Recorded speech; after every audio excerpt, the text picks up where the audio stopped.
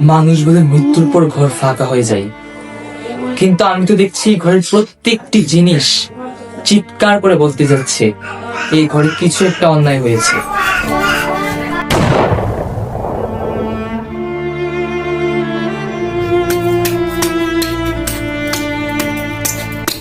আমি যখন স্যার গলির মধ্যে দিয়ে যাচ্ছিলাম তখন জানালা দিয়ে দেখতে পাই স্নিগ্ধ স্যারের সাথে স্পর্শ ভাইয়া ও তার বন্ধু রাফি ভাইয়ার অনেক বড় ঝগড়া লেগেছে।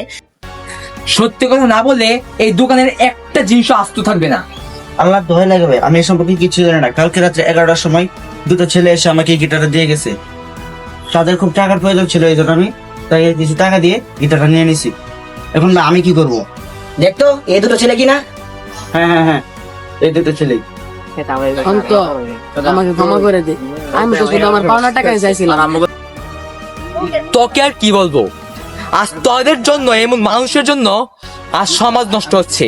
কিশোররা ড্রাগে আসক্ত হচ্ছে, মাদক সেবন করছে।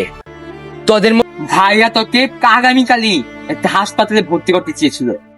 ভাই জানতো তুই নেশা করছিস, তোকে সুস্থ বানানোর জন্য বড় ভাই কালকেই তোকে একটি হাসপাতালে ভর্তি করবে।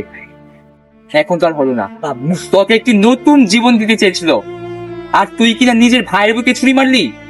না, আমি আর বাঁচতে চাই না। দাও আমাকে বিষ এনে দাও, দাও আমাকে বিষ। আমি আর বাঁচতে চাই না এখানে। রাফি আর স্পর্শ, তোমাদেরকে আইনের আওতায় আনা হবে। ডাক দিলা আরাফ, তোমাকেও ছাড় দেওয়া হবে না।